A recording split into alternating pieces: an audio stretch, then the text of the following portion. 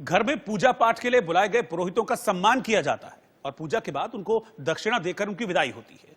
लेकिन यूपी के सीतापुर में देवी लक्ष्मी के लिए पूजा अनुष्ठान करने गए पुरोहितों को यजमान ने ही चूना लगा दिया।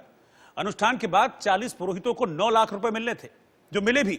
लेकिन जब नोट के बंडल खुले तो पंडितों के तोते उड़ गए, क्योंकि सभी नोट चूरन वाले थे, जिन पर भारतीय मनोरंजन बैंक लिखा हुआ था। भारतीय मनोरंजन बैंक के इन बेशुमार नोटों ने न सिर्फ पुरोहितों को बल्कि पुलिस को भी एक बड़ी टेंशन दे दी। नोट बेशक बच्चों के खेलने वाले थे, लेकिन पुलिस वालों को बैठकर बाकायदा उनकी गिनती करनी पड़ी। नोटों का कायदे से बंडल बनाना पड़ा और उसका ब्यौरा भी पुलिस की डायरी में दर्ज करना पड़ा।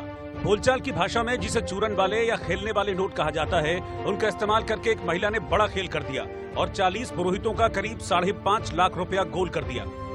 ये हमारे साथ में सभी ब्राह्मणों को हम लेकर के अनुष्ठान कराने के लिए यहाँ पे आए थे। 9 दिवसीय अनुष्ठान था। 9 दिवसीय अनुष्ठान में पूर्णाहुति के तत्पश्चात हमको विदाई के रूप में इन्होंने 5.5 लाख रुपया दिया, 5,53,000। ठीक है। जब हम लोग उसको एक पन्नी में, रेड कलर की पन्नी में रख करके हमारे पास लेकर के आई, दे दी। इसके बाद में जब हम लोग बांटने चले, उसको देखने चले, पैसा जब खोले तो थोड़ा मध्याह्न काल का समय था, मतलब प्रभात काल का 4 बार बज रहे थे।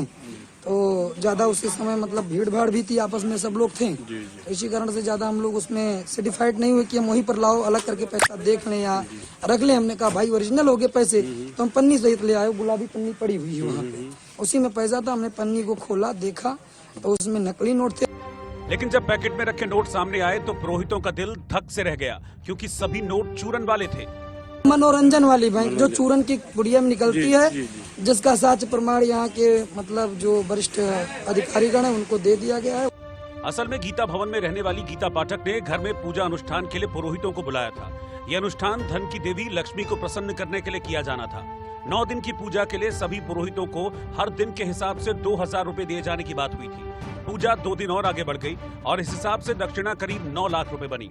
11वें दिन गीता पाठक ने मुंह अंधेरे चूरन नोटों के बंडल थमा दिए। बच्चों के खेलने वाले नोट देखने के बाद पुरोहितों का भड़कना लाजमी था, लेकिन उल्टे महिला ने ही उन पर हेराफेरी का आरोप लगा दिया।